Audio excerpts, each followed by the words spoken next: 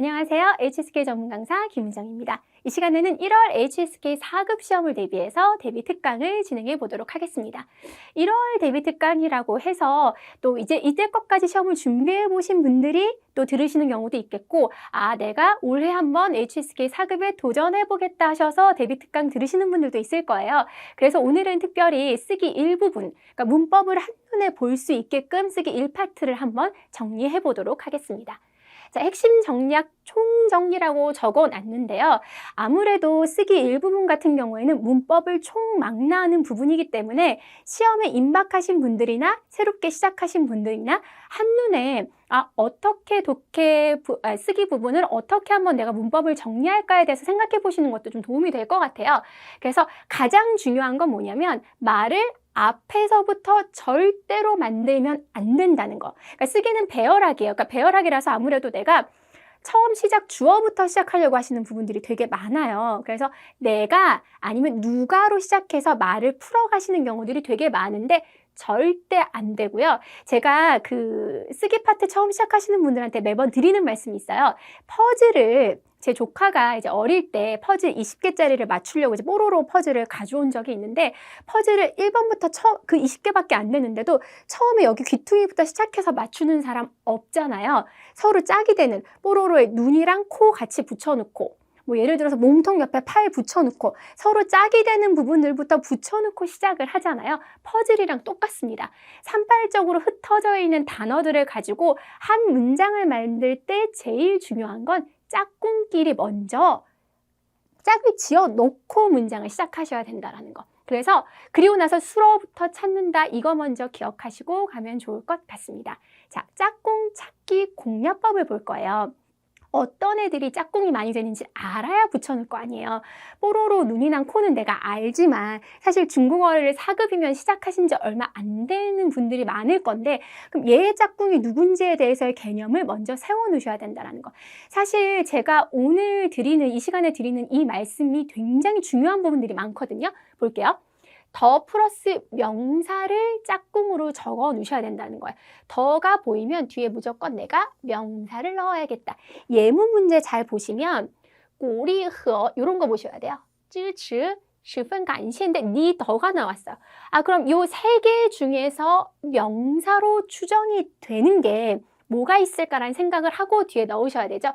근데 여기 보시면 그러면 十分感谢는 절대 넣을 수가 없어요. 그럼 꼬리나 지츠를 넣을 수 있는데 흐어 때문에 여기를 이렇게 붙여 놓으셔야죠.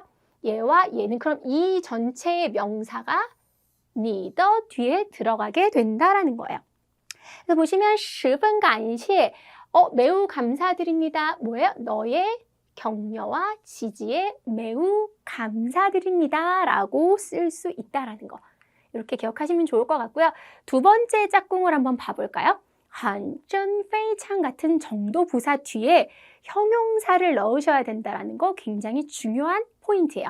무슨 얘기냐면 매우 더워요. 매우 좋아요. 이렇게 갈 수 있다는 거죠. 그래서 매우의 의미를 나타내는 정도 부사 뒤에 형용사를 붙여놓고 시작하는 게 짝꿍 찾기 두 번째 포인트입니다. 근데 예문을 보시면 이 정도 부사에 형용사 붙여놓는 것만 해당하는 것이 아니라 사실 제가 실전 문제를 갖고 왔잖아요. 실전 문제적으로 좀 접근을 해보도록 할게요. 꼬이 보이시고 쯔야오 더 있으니까 더 뒤에 명사 넣어야겠다라는 게 보이시죠? 这项은 지시사 플러스 양사입니다. 뒤에 명사가 와요. 페이용 나오고요. 十分이 일부러 제가 十分이라는 정도부사를 갖고 왔어요. 오늘 이거 하나 배우시라고요. 왜냐면 내가 방금 헌정페이창을 얘기했는데 그걸 그대로 쓰면 좀 쉽잖아요. 4급이 급수가 높은 급수는 아니어도 十分처럼 고급 어휘가 가끔씩 등장할 수 있다라는 거. 그래서 十分뒤에 그러면 얘가 헌정페이창이니까 형용사를 넣어야 되는데 내가 하는 형용사 꼬이가 있네. 얘랑 얘가 둘이 짝꿍이고 그 쯔야오 뒤에다가 명사 붙여야 되니까 그럼 거의 해결이 됐어요. 자, 그렇게 보시면 이 치료 비용은 매우 비싸로 갈 수 있다라는 거죠. 그러니까 여러분이 이렇게 보실 때 내가 앞에서부터 말을 만드는 게 중요한 게 아니라 짝꿍을 먼저 찾아야 내가 정답을 맞출 수 있는 확률이 높아지겠구나라고 생각을 하시면 좋아요. 더 뒤에 명사 넣고 시작을 하자와 很전非常 뒤에 형용사를 넣고 시작을 하자라는 거 머릿속에 지금 집어넣으시면 좋을 것 같습니다. 자, 그리고 마지막에 해야 될 게 제가 아까 처음부터 말씀드렸던 것 중에 하나가 있어요. 절대로 앞에서부터 문장을 만들지 말고 수러, 동사, 수러를 기둥으로 세우셔야 된다는 거. 먹는다를 찾아놓으면 먹는다의 짝꿍은 뭐예요? 밥이에요. 그러니까 밥이나 내가 이렇게 단독으로 떨어져 있으면 밥이 주어인지 내가 주어인지는 모르잖아요.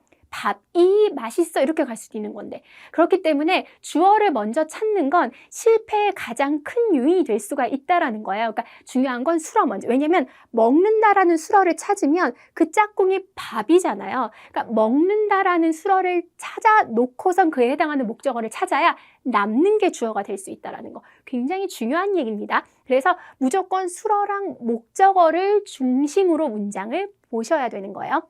보시면 예문 문제 볼게요. 취, 찬지야, 참가를 해요. 타, 本来, 주어가 주어로 추정이 되네요.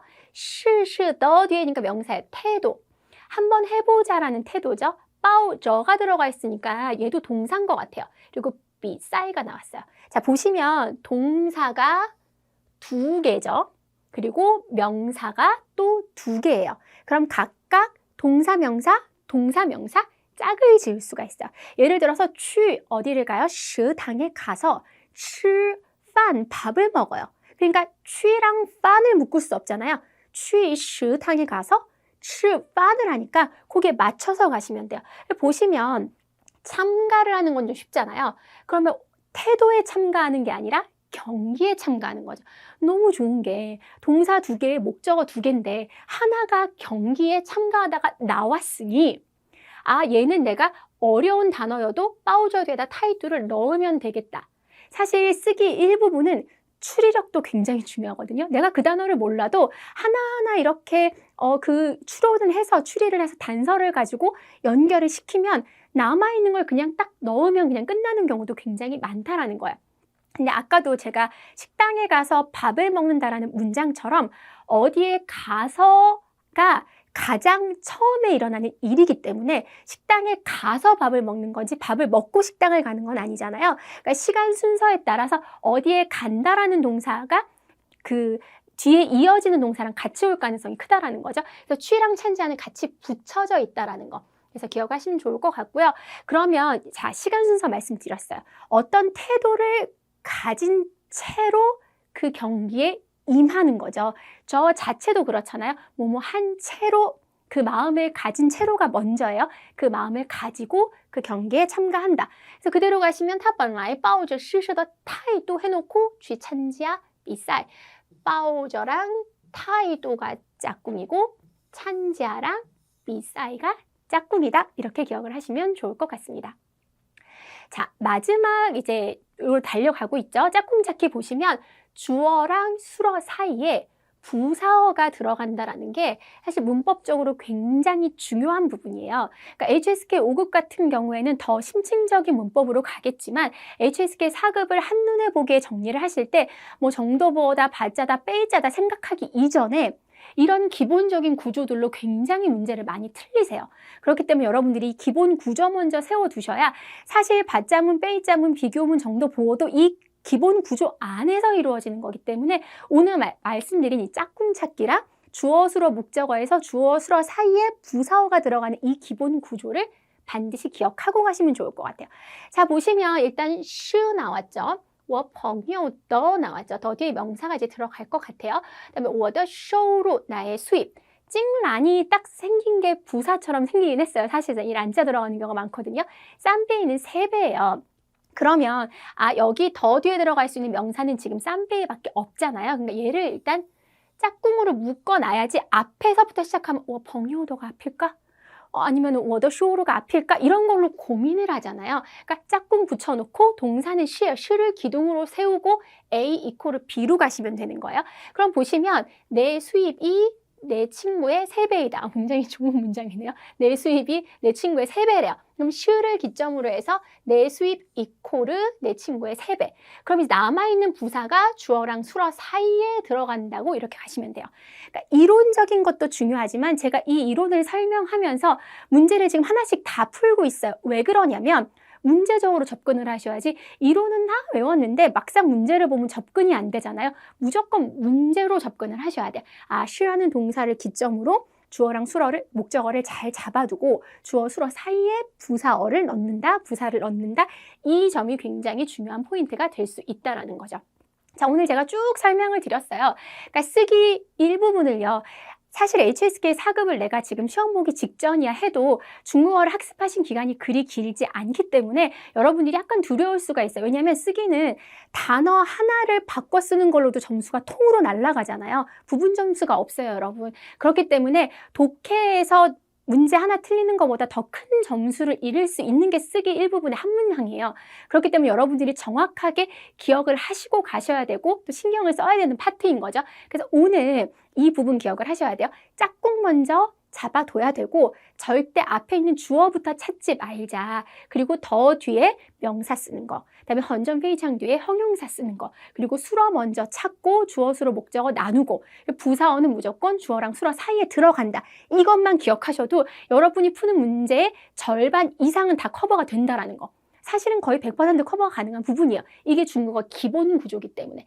그렇기 때문에 오늘 배우신 내용이 사실 지금 상당 기간 준비하신 분들이나 시험 준비를 시작하시는 분들 모두에게 굉장히 중요한 부분이라는 거 기억하시면서요. 오늘 배웠던 내용이 여러분 쓰기 일부분에 실질적인 도움이 됐기를 바라면서 이 수업 여기서 마무리 짓도록 하겠습니다.